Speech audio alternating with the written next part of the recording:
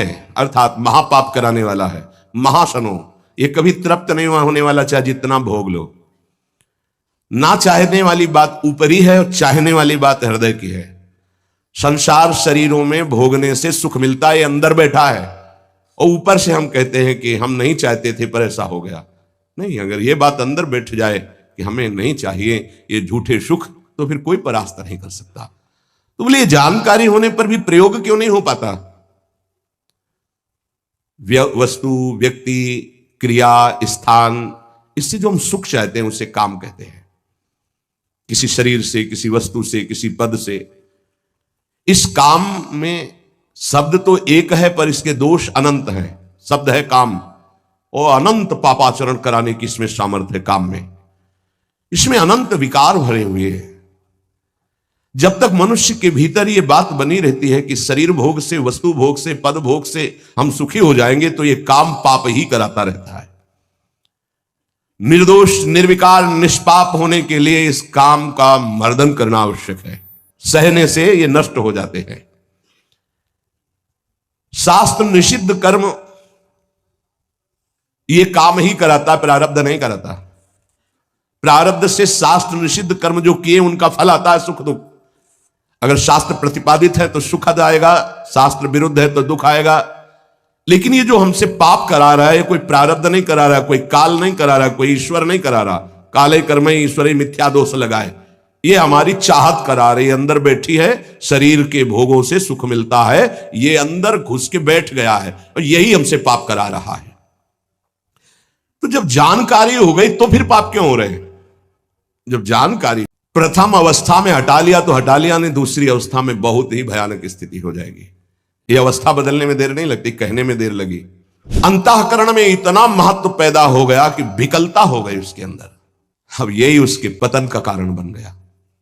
ऐसे तृतीय अवस्था में ये पता ही नहीं रहता मैं गलत कर रहा हूं या गलत करने जा रहा हूं। विवेक ही काम नहीं करता, वो उसे सुख और अपना जीवन मान लेता है। नाम चल रहा है तो विवेक ठीक है, वो बचा लेगा आपको। भगवान का आश्रय लेकर भक्ति करने वाला उपासक बहुत जल्दी विजय प्राप्त कर पाता है इन विकारों पर, अन्यथा मार के गिरा देते। बहुत बड़े विजयी योद्धा हैं, काम, क्रोध, लोभ, मोह, मद, मत्सर। हरि बचावे, वैसे कहा भी है हरि ने कि मामेवे प्रपद्यन्ते माया में ताम तरन्ति, मेरी शरण में आ जाओ तो बच जाओगे।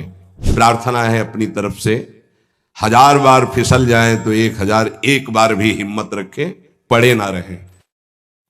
उपासक कामना के वशीभूत होने के कारण इस प्रेम का परिचय नहीं प्राप्त कर पाता। ना चाहते हुए भी ये काम पापाचरण करा ही देता है। अर्जुन ने प्रश्न किया था, ये कौन है जो ना चाहने पर भी बलात् जबरदस्ती पाप करा देता है? तो भगवान ने कहा, वो काम है, वो क्रोध है। ये रजोगुण से प्रकट होता है, राग से, और ये महापापी हो गई कि ये काम पाप करा रहा है। तो हम इस जानकारी का प्रयोग क्यों नहीं कर पा रहे? तो बोले, धूमे नाव्रियते वह्निर यथा दर्शो मलेन च यथोल्बे नाव्रतो गर्भस तथा तेने दमाव्रतम। ये ज्ञान ढक गया है हमारा, जो ढका हुआ ज्ञान है, ये प्रकाशित, ये काम में नहीं आएगा। जैसे 3 उदाहरण दिए। भगवान कह रहे, धुएं से अग्नि ढक गई, मैल से दर्पण ढक गया, और झिल्ली से गर्भ ढक गया। अब झिल्ली के अंदर बच्चा है कि बच्ची पता नहीं चलेगा। दर्पण है, हम काले हैं कि गोरे हैं पता नहीं चलेगा, क्योंकि मैल से। धुआं होने के कारण पता नहीं चलेगा कि अग्नि है, पर बहुत जल्दी उसमें अग्नि प्रकाशित की जा सकती है। फूंक मारो, अग्नि पैदा हो जाएगी। भगवान ने 3 उदाहरण दिए। उपासक में ये 3 तरह से ज्ञान ढक जाता है, तब काम अपना प्रभाव दिखाता है। 3 इसकी स्थितियां हैं। जैसे धुएं से अग्नि ढकी रहती है, ऐसे ही काम विवेक को, ज्ञान को ढक देता है। बुद्धि में निर्णय निकल रहा है, ये तो गलत है, नहीं करना चाहिए। सात्विक, राजसिक, तामसिक, ये बुद्धि की 3 प्रवृत्तियां हैं, 3 गुणों के अनुसार। कर्तव्य अकर्तव्य का ठीक ठीक निर्णय करने में समर्थ है सात्विक बुद्धि। राजसिक बुद्धि ठीक निर्णय नहीं कर पाती, असमर्थ होती है कर्तव्य का, और तामसिक उल्टा ही निर्णय करती है। ठीक निर्णय करने की सामर्थ्य सात्विक बुद्धि में है। अब जो ही भोग इच्छा प्रकट हुई, धुआं पैदा हो गया। भोगों की ना भोगों, पाप तो नहीं बन जाएगा, धुआं है, इसका मतलब अग्नि है, ज्ञान है उसके अंदर।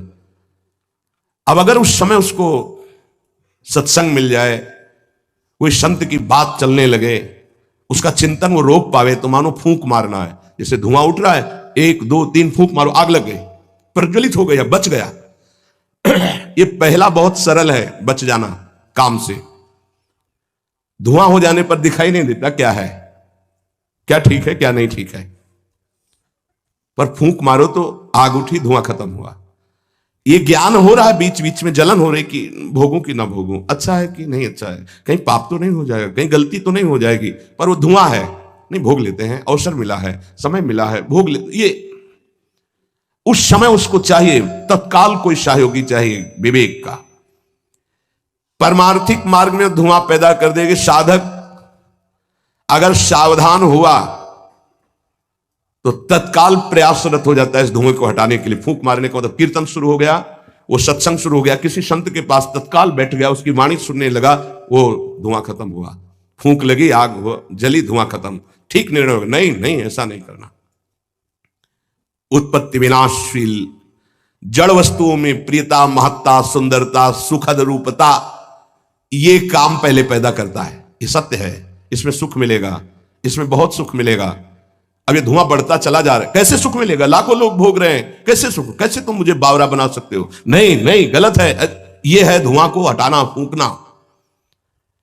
अरे अन्य शरीरों की अपेक्षा मनुष्य शरीर सर्वश्रेष्ठ है, इसमें विवेक है, हम कैसे ऐसा पशुवत आचरण कर सकते? नहीं, अरे मन नहीं, तेरी सलाह नहीं। अब वो फूंक रहा है, आग पैदा कर रहा है, ज्ञानाग्नि पैदा कर रहा है। पर बहुत प्रवीण साधक नहीं, उससे प्रवीण मन है, वो सुख को सुख मानकर भोगने की लालसा प्रबल होने के कारण वो धुआं नहीं हटा पा रहा, वो उसी में और राग कर रहा है। प्रथम अवस्था में हटा लिया तो हटा लिया, नहीं दूसरी अवस्था में बहुत ही भयानक स्थिति हो जाएगी। ये अवस्था बदलने में देर नहीं लगती, कहने में देर लगी। दूसरी अवस्था हो जाती है दर्पण में ढका हुआ मैल। उसमें तो फूंक केवल मारनी थी कि आग प्रज्वलित हो गई, क्योंकि तैयार एकदम ज्ञान है, पर धुआं जैसा ढक गया, काम ने ढक दिया। जब दूसरी स्थिति आई उसी उपासक की कि इसका प्रायश्चित भी तो हो सकता है, अब वो मल लग गया। जैसे दर्पण में गाढ़ा मल पोत दिया जाए तो बिल्कुल दिखाई नहीं देगा कि हमारा रूप कैसा है। अब बिल्कुल विचार शून्य होता चला जा रहा है। यथा दर्शो मलेन च, जैसे मैल से ढक जाने पर शीशा, दर्पण, वो दिखना एकदम बंद हो गया। उसमें तो दिख रहा था, धुआं है, आग है, मतलब विवेक काम कर रहा था। थोड़ा फूकने की जरूरत थी, ज्ञान की प्रज्वलित करने की जरूरत थी, पर वो उधर ना की तरफ वृत्ति ना ला करके हां की तरफ वृत्ति ले आया, तो दूसरी सीन पैदा हो गई स्थिति। जैसे दर्पण में मल ऐसे लगा दो तो बिल्कुल नहीं दिखेगा, और वो बिल्कुल निर्णय नहीं कर पा रहा। सतोगुण में निर्णय करने की क्षमता होती है, रजोगुण में निर्णय करने की क्षमता खत्म हो जाती है, और निश्चित हो जाता है कि भोग में सुख है। ऐसी कामना का वेग बढ़ा तो ये भूल गया कि मैं साधक हूं, मेरा कर्तव्य क्या है, मैं अकर्तव्य करने जा रहा हूं, ये भूल गया। क्योंकि जैसे दर्पण में ढक गया तो भूल गया, दर्पण में दिखाई देता मैं कौन हूं, तो ज्ञान रूपी दर्पण ढक गया काम से, अब ये उसकी सोच ही खत्म हो गई। अंतःकरण में इतना महत्व पैदा हो गया कि विकलता हो गई उसके अंदर। अब यही उसके पतन का कारण बन गया। इतना महत्व बढ़ गया कि निर्णय करने की क्षमता खत्म हो रही है कि मैं एक साधक हूं, मैं उपासक हूं, पापाचरण नहीं करना चाहिए। ये किसी का भी हो सकता है। पहली दशा बहुत जल्दी हटा जा सकता है, फूंक मारी हट गया, आग पैदा हुई ज्ञान की, नहीं नहीं। दूसरी दशा गुंजाइश है थोड़ी, उसको ऐसे पोछना पड़ेगा, समय लगेगा, पोछना पड़ेगा, तब दिखाई दे। नहीं नहीं, तो दूसरे में संभलना रजोगुण, ये ठीक है, ये नहीं ठीक है, क्षमता खत्म हो चुकी। पहले में क्षमता थी, दूसरे में क्षमता खत्म हो गई।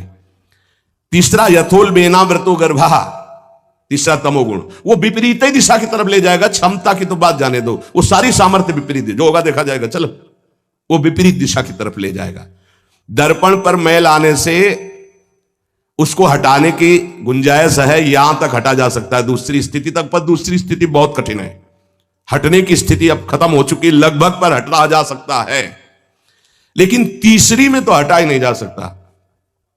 जैसे झिल्ली से ढके गर्भ का ये पता ही नहीं है कि बच्चा है कि बच्ची है, ऐसे तृतीय अवस्था में ये पता ही नहीं रहता मैं गलत कर रहा हूं या गलत करने जा रहा हूं।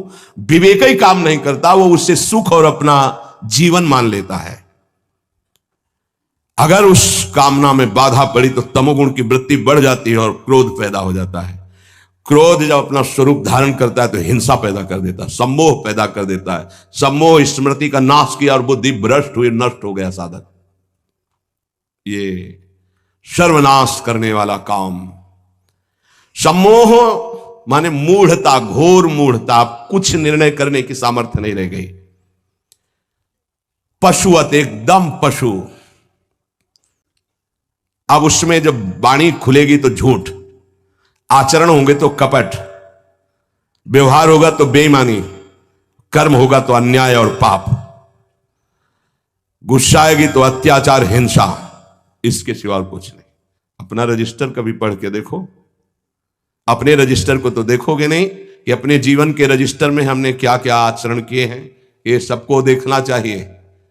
ये बात समझने की है, थोड़ा कड़वाहट जरूर है कि हम सब तत्काल भगवान को दोष देने लगते हैं, लेकिन भगवान चीख चीख के वर्णन कर रहे हैं, ऐसा मत करो इसका परिणाम ये है, ऐसा करो इसका परिणाम ये है। तो जो कह रहे हैं करो वो तो हम कर नहीं रहे, जो कह रहे हैं नहीं करो वो हम कर रहे हैं, तो उसका जब परिणाम आता है तो हम भगवान को कोसते हैं। बंबूल बोओगे तो उसमें दाग छुहारा नहीं लगेंगे, कांटे ही लगेंगे। पापाचरण करोगे तो उसका परिणाम दुख ही आएगा। पुण्य करोगे तो सांसारिक सुख मिलेगा, भजन करोगे तो पाप पुण्य दोनों से ऊपर उठकर भगवदानंद को प्राप्त होगे। कामना में तदाकार ना होने पावे तब तक बचा जा सकता है। जहां तैयारी बनी सुख भोग की और राजी आपने दस्तखत कर दिए, अब आपको भगवान ही बचा सकते हैं, दूसरा कोई नहीं। उस समय भगवान ही कोई ऐसी लीला कर दे तो बच सकते हो, अन्यथा नहीं बच सकते। तदाकार होना साधक का सर्वनाश हो जाना है। काम में तदाकार होना, 1 2 4 बार अगर आप ऐसी अवहेलना करेंगे तो आपका साथ देगा आपका हृदय और जलेगा, धिक्कार करेगा, बार बार कहेगा गलत है, कान पकड़ेगा, अब की बात नहीं। आगे बढ़ गए, ज्यादा मलिन हृदय हो गया तो आनंदित हर्षित होने लगेगा, आज ये भोगा कल वो भोगूंगा, और वो पापाचरण में हर्षित होकर आगे बढ़ जाता है। ये बहुत बुरी स्थिति होती है। जब तक साधक का हृदय धिक्कार देता है तब तक तो निकलने के चांस रहते हैं कि गलती को गलती मानता है और बार बार कहता है अब नहीं करूंगा। वो विवश होकर गलती हो रही पर वो कह रहा नहीं करो, ये निकल जाएगा, आज नहीं तो कल निकल जाएगा। लेकिन जो राजी हो गया है, जिसने इस महान पाप को, अवगुण को गुण मान लिया है, निकलने की संभावना नहीं है, क्योंकि तदाकार होकर उसी में लग गया है। तथा तेने दमावृतम, कामना और इसकी ये 3 अवस्थाएं हृदय में आती हैं। जो साधक ये जानता है, सुनकर के ये मानता है कि कामना में, भोगों में सुख नहीं है, भगवान कह रहे हैं, संत कह रहे हैं, शास्त्र कह रहे हैं, कामना का त्याग करने से ही शांति और सुख मिलेगा। त्यागात् शान्तिरन्तरम्। कामना आते ही फूंक मार दो तो धुआं नहीं बढ़ पाएगा और दूसरी दशा नहीं आ पाएगी, दूसरी स्थिति काम पैदा नहीं कर पाएगा। वो दर्पण में मैल, तीसरी में तो सवाल ही नहीं उठता कि बच जाओ। परमार्थ का रुचि रखने वाला साधक कामना को पहचानना सीखे और जहां काम अंदर आवे तत्काल उसको नष्ट करना सीखे। नष्ट करने का उपाय है नाम कीर्तन, भगवत गुणवानवाद, सत्संग, श्रवण। किसी संत के समीप तत्काल बैठ जाओ, किसी साधक के समीप, और चर्चा करने लगो, काम की नहीं, भगवत चर्चा। ये भी बताने की जरूरत नहीं कि मेरी स्थिति गड़बड़ है, थोड़ा मुझे कुछ नहीं, उसकी चर्चा नहीं। अगर ऐसा बोले तो उसकी सत्ता दृढ़ होगी।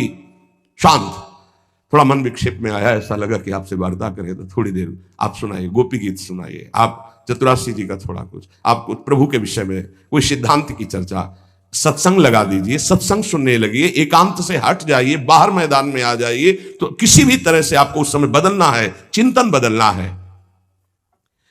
भगवान ने काम की 3 अवस्थाओं का वर्णन किया। यह वर्णन करना केवल आपको पहचान बताने के लिए है। कामना शब्द बोलने में देर लगती, बढ़ने में देर नहीं लगती। इतनी तीव्रता से वो प्रथम से दूसरी, दूसरी से तीसरी, और वो क्रिया में उतार देगा।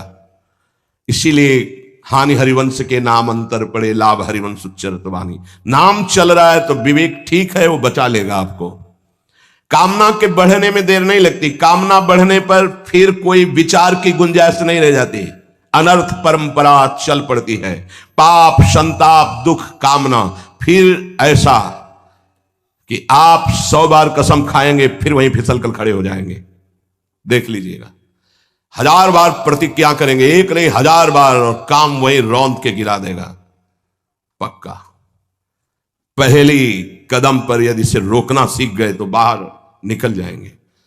और हरि शरणागत है तो निकलना तो पड़ेगा ही, वहां टिकने तो देंगे नहीं। हरि इतने कृपाल है, पक्का जलाकर तुम्हारे हृदय को वहां से भगाएंगे, पक्का भगाएंगे। नहीं नहीं, आज से अब नहीं, ऐसी गलती नहीं करूंगा, ऐसी गलती नहीं करूंगा, हे प्रभु क्षमा कर दो। चलो, और जहां फिर क्षमा हुआ तो फिर वो जब हृदय में उमगन आई तो फिर उधर ही की तरफ भागता है। फिर वो ऐसी दीवाल बनवाते हैं, चुनवाते हैं आसपास कि रास्ता बचेगा तो एक ही, हरि शरणम, दूसरा रास्ता नहीं। इसीलिए भगवान का आश्रय लेकर भक्ति करने वाला उपासक बहुत जल्दी विजय प्राप्त कर पाता है इन विकारों पर, अन्यथा मार के गिरा देते। बहुत बड़े विजयी योद्धा हैं काम, क्रोध, लोभ, मोह, मद, मत्सर। हरि बचावे। वैसे कहा भी है हरि ने कि मामेवे प्रपद्यन्ते माया में ताम तरन्ति, मेरी शरण में आ जाओ तो बच जाओगे। समस्त दोषों का नाश, समूल काम का नाश, समस्त संबंध विच्छेद मचाने में। ये साधना जानते हैं क्या? ये चढ़ाई चढ़े हैं क्या कि फिसलने वाला कितना मेहनती होता है, जो चढ़ के जाना चाहता है फिसल रहा है, उसे कौन जानता है। इसीलिए बड़े बड़े महापुरुष इस बात को, साधकों को प्रोत्साहन देते रहते। विषयी जी थोड़ी जानते, विषयी जी तो जरा सी बात हुई ना तो तोप बना करके, वो अपना रजिस्टर देखो पूरा काला, कभी नहीं वो देखेंगे लौट के। हाँ, एक बिंदु अगर कहीं चिट्ठी आ गई है ना तो हो हल्ला मचा देंगे। साधक ऐसा, साधक है। 1000 बार परास्त होने पर भी हमारा वो उदासीपन नहीं आना चाहिए, निराश नहीं होना चाहिए। चूक गए, इस बार भी चूक गए, आगे बढ़ेंगे, रौंदेंगे हम हरिनाम के बल से।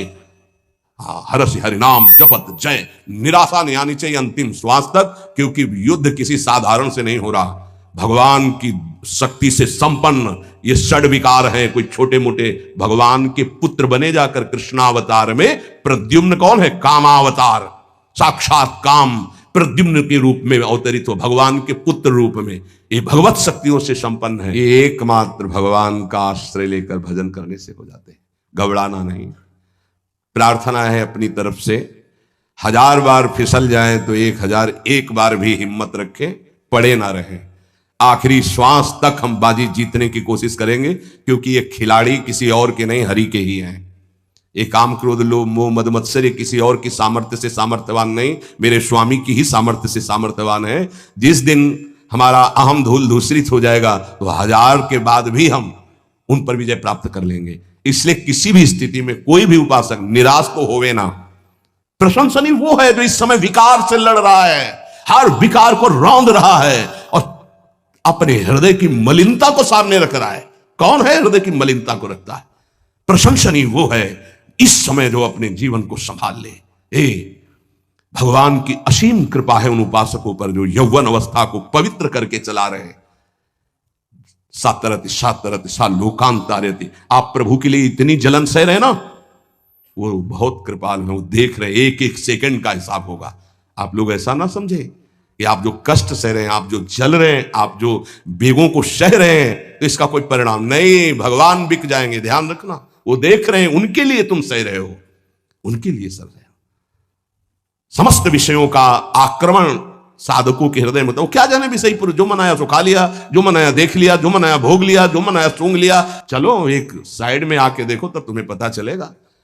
इसलिए हमारी प्रार्थना मानना, कभी भी किसी भी स्थिति में उदास, निराश और कदम पीछे मत हटाना। आखिरी श्वास तक योद्धा दुश्मन को परास्त करके विजय श्री की आशा रखता है, और हमारी आशा इसलिए पूरी होगी ये हमारे साथ प्रियालाल है। नागरी दासी जन्म जितायो, बलिहारी बलिहारी। ये क्या जाने, ये तो जरा सा छींक दोगे तो तैयार हो जाएंगे। हो अल्लाह। तो भक्त के ऊपर क्यों आक्रमण करते हैं? उसके अहंकार का नाश करने के लिए, शरणागति पुष्ट करने के लिए। ये अनुभव की बात कह रहा हूं। शरणागति में जहां कच्चाई होती तो वीर योद्धा घेरते हैं आसपास, तो हमारा मन भागता है प्रभु की शरण। त्राहिमाम, तो कहते आओ, हम ही ने तो लगाया है इनको। नहीं, हम ना लगाते तो तुम अहंकार से फैल जाते। आओ, सच्ची कह रहे हैं, काम क्रोध लोभ हमारे बड़े सहायक हुए। जब जब ये तीर कमान संधान किए तो भाग पड़े अपने लोग, हरिश शरणम, क्योंकि दूसरा रास्ता ही नहीं है। तो प्रणाम है इनको कि इन्होंने भगवान की शरणागति पुष्ट की, इन्होंने भगवान का आश्रय दिलाया। अगर ये जलाते नहीं तो इधर आना ही नहीं होता। और ये भगवत शक्ति से संपन्न बच सकता है तो भगवत शक्ति संपन्न ही बच सकता है, दूसरे की सामर्थ्य नहीं। हजारों बार यदि हारेंगे तो हमारे अंदर कहीं अहंकार है, इसलिए नहीं। अहंकार रहित पर इनका कहीं किसी भी तरह का प्रभाव नहीं होता। तो अहंकार रहित करने के लिए भगवान इशारा कर देते। देखो प्रश्न करके, तो क्या भगवान भ्रष्ट कराते हैं? वो कहते नामे भक्ता प्रणश्यति, किसी भी स्थिति में मेरे भक्त का नाश नहीं होता। भगवदाश्रय, नाम जप और बहुत सावधानी पूर्वक एक एक मिनट व्यतीत किया जाए। शेष चर्चा